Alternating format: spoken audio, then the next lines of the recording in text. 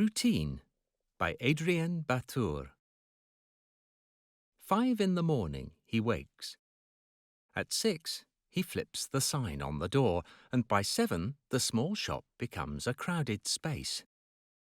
For him the old ways aren't forgotten and never will be.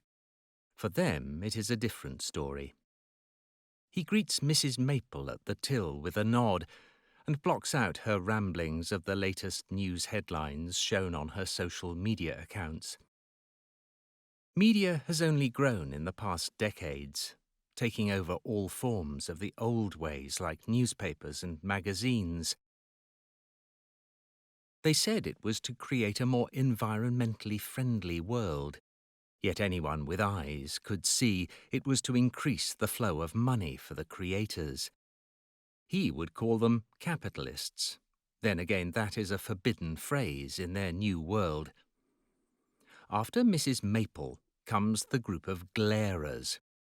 He thinks his nickname for them is self-explanatory, not that he would ever risk calling them that to their faces. They are the next generation of creators, or so they say. He sees them as brainless robots with wasted potential. However, it isn't their fault. No, the creators were to blame mainly for creating such toxic items. Then, of course, the people who let those addictive items take over. Unfortunately, he too was to blame. He should have done more to stop the creation of this new world. He watches as 5 teenagers pay for 5 identical glass-bottled drinks. It isn't until the bell above the door rings and the doctor arrives that he notices it is nearly time to close up. The doctor comes every day at 5 in the afternoon, making her his last customer. He limps along and flips the sign as the doctor browses around for her usual meal deal. Back at the till, she asks how his day is going, and he replies with his grunt, whilst she looks on with pity. The doctor wishes a good night, and the lights flicker out after her. 5 in the morning he wakes. At 6 he flips the sign on the door, and by 7 the small shop becomes a crowded space. He greets Mrs. Maple at the till with a nod and blocks out her rambling of the latest news headlines. After her comes the 5 glarers, who pay for 5 glass-bottled drinks. The doctor comes at 5 in the afternoon. She asks, he grunts, she pities, good night, lights out. Mrs. Maple looks very concerned when he flips the sign of the shop at 7 the next day. The glarers have reduced in numbers to 3, and their glares are no longer as fierce as the days before.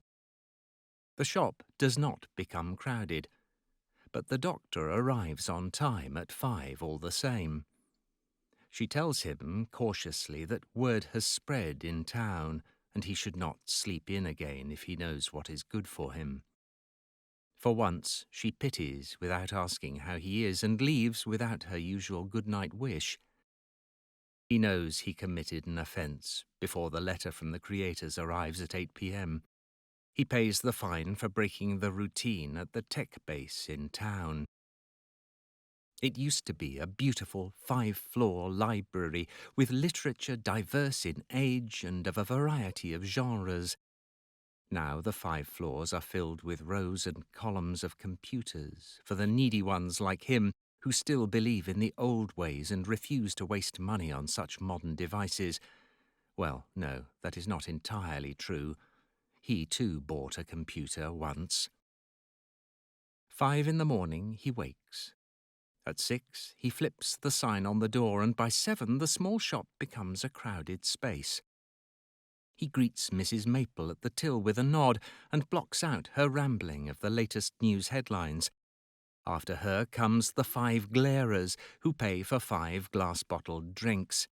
The doctor comes at 5 in the afternoon. She asks, he grunts, she pities, good night, lights out. It is at 7:22 a.m. the following day when Mrs. Maple shocks the shop into silence as she breaks the routine. She asks when his husband was coming back from holiday, says she misses his lively presence. The five glarers stand behind her wide-eyed, but instead of apologizing profusely, Mrs. Maple waits for his answer expectantly.